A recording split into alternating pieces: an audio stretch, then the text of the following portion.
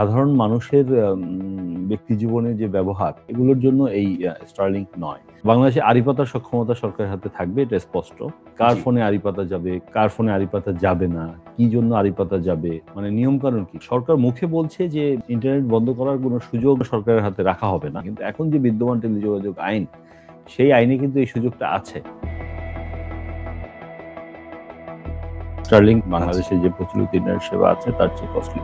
যেমন আমরা 500 টাকা একটা ব্রডব্যান্ড লাইন ইউজ করতে পারি বাসায়, ওটার কোয়ালিটি নিয়ে আপনি প্রশ্ন করতে পারেন, খুবই গতি কম, কিন্তু টাকাটা কিন্তু 500 টাকা মাসে, খুব কম। হ্যাঁ, কিন্তু স্টারলিংক অনেক কস্টলি।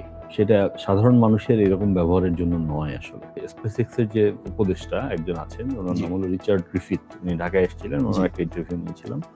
তো ওনাকে জিজ্ঞেস করেছিলাম যে মানুষ কি সুফল পাবে। তো উনি বললেন যে উনি আফ্রিকা এবং অন্যান্য বাংলাদেশের মতো সমপর্যায়ের অর্থনৈতিক দেশগুলোতে দেখেছেন যে এগুলো আসলে সাধারণ মানুষের ব্যক্তি জীবনে যে ব্যবহার, সাধারণ কাজে, এই ফেসবুকিং করা, ইউটিউবিং করা, সিনেমা দেখা, এগুলোর জন্য এই স্টারলিংক নয়। এটা হলো ব্যবহার করবে কমিউনিটি ভিত্তিক ব্যবহার। ধরেন একটা হাসপাতাল, তারা একটা স্টারলিংক সার্ভিস নিল, পুরো হাসপাতালটা হাই স্পিড ইন্টারনেট আওতায় নিয়ে আসলো। ধরেন আমাদের দেশে বারবার ইন্টারনেট বন্ধের ঘটনা ঘটেছে গত বছর। ওই সময় যদি আমাদের স্টারলিংক থাকতো, বাংলাদেশে অনুমোদিত হইতো, তো আমরা Starlink high speed Starlink internet ব্যবহার করতে পারতাম। দিনাজপুরের চিরি বন্দরে আমার পরিচিত একজন ফ্রিল্যান্সার কাজ করেন, ওনার হাই স্পিড ইন্টারনেট খুব দরকার। তো ওনার ওখানে প্রতি মাসে 300 জনের মতো ফ্রিল্যান্সার ওনার অধীনে কাজ করেন। ওইখানে যদি স্টারলিংকের হাই স্পিড ইন্টারনেট থাকে, তো ওনার তো সার্ভিস দেওয়ার সক্ষমতা অনেক বেড়ে যাবে। মদিপুরের বনে আমরা জানি যে প্রচুর ফ্রিল্যান্সার আছেন যারা কাজ করেন, তারা যদি হাই স্পিড ইন্টারনেট নেন, ওদের কাছে তো 15,000 20,000 টাকা মান্থলি দেওয়া বিষয় না। বিষয়টা হলো হাই স্পিড সেবা। আমি যদি ঠিক বুঝে থাকি আপনার কথাটা, সেটি হচ্ছে যে প্রত্যন্ত অঞ্চলেও যদি কেউ হাই স্পিড পেতে চায়, তাহলে এই স্টারলিংক ব্যবহার করতে পারে। কিন্তু আরেকটি বিষয় আপনি বলেছেন, এটি আসলে খুব বেশি যে সহজলভ্য, মানে টাকার দিক থেকে হবে, সেটা অনুমান করা যাচ্ছে না, যে এটা হবে না অতটা। আমাদের এখানে যেটা হয় যে ধরেন মোবাইল ইন্টারনেটের যে বেজ স্টেশনগুলো, যেগুলোকে আমরা টাওয়ার বলি, তারা হলো বিদ্যুৎ চলে গেলে দুর্যোগের সময় ওরা 6 ঘন্টা পর্যন্ত ব্যাকআপ দিতে পারে, কখনো কখনো 12 ঘন্টাও দিতে পারে। তো এর বেশি সময় যদি ইন্টারনেট বন্ধ থাকে, তাহলে কিন্তু ওদের পক্ষে ওই জেনারেটর দিয়ে ওই টাওয়ারের ব্যাকআপ দেওয়া সম্ভব, তখন ইন্টারনেট বন্ধ হয়ে যায়।